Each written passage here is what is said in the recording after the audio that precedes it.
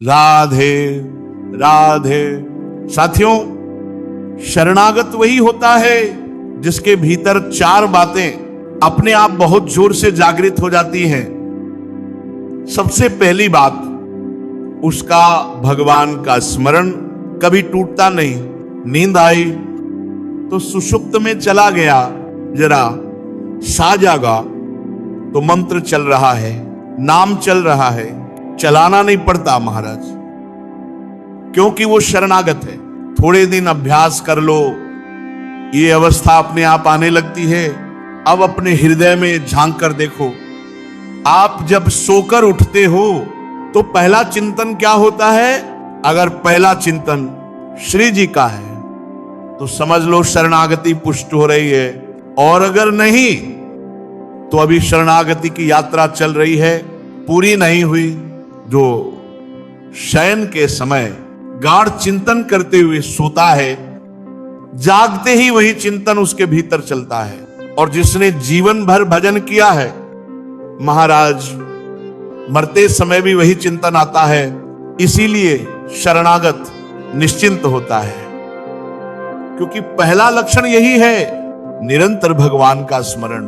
अगर निरंतर भजन नहीं हो रहा तो समझ लो कहीं ना कहीं कोई दूसरा आश्रय बैठा है। कोई व्यक्ति, कोई वस्तु, कोई पद, कोई भोग, जब तक वो आश्रय जड़ से नहीं मिटेगा, शरणागति पुष्ट नहीं होगी। और याद रखना महाराज, भगवान का ऑपरेशन बेहोशी में नहीं होता। वो पहले पूरा होश देते हैं, फिर जड़ से काटते हैं, इसलिए पीड़ा होती है, लेकिन वही मंगल है। अब दूसरी बात, शरणागत अपने प्रभु से कुछ भी नहीं मांगता, यहां तक कि मोक्ष भी नहीं। क्यों? क्योंकि वो जानता है मेरा प्रभु सर्वज्ञ है, जो देंगे वही मेरे लिए सर्वोत्तम है। प्रेम में शर्त नहीं होती महाराज, जहां शर्त है वहां प्रेम नहीं।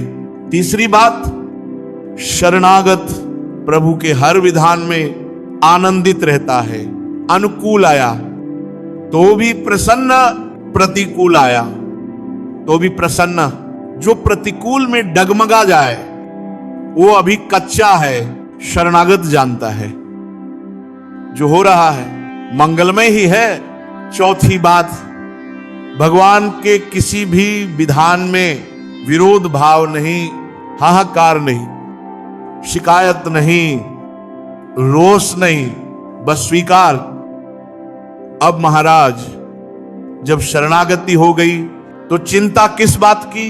जिम्मेवारी अब आपकी नहीं, श्री भगवान की है। जो दुख आता है वो भी सुख ही है, बस रूप बदला हुआ है।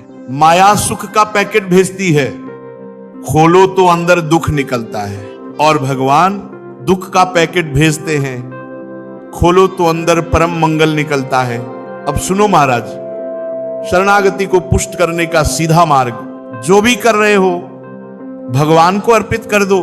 नौकरी, व्यापार, किसानी, बीच बीच में भगवत स्मरण, और पूरा कर्म भगवान को समर्पित।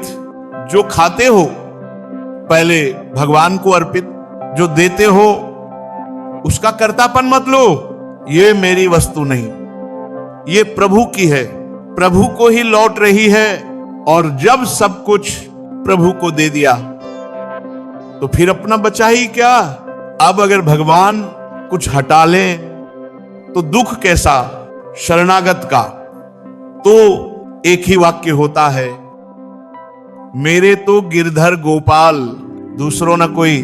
अब महाराज जिसका जीवन इस भाव में ढल गया उसके लिए भय नहीं, शोक नहीं, संशय नहीं, अंत समय भी भगवान स्वयं स्मरण कराते हैं। क्योंकि जो जीवन भर उनका हुआ उसको अंत में वे छोड़ते नहीं। इसी को कहते हैं सच्ची शरणागति महाराज।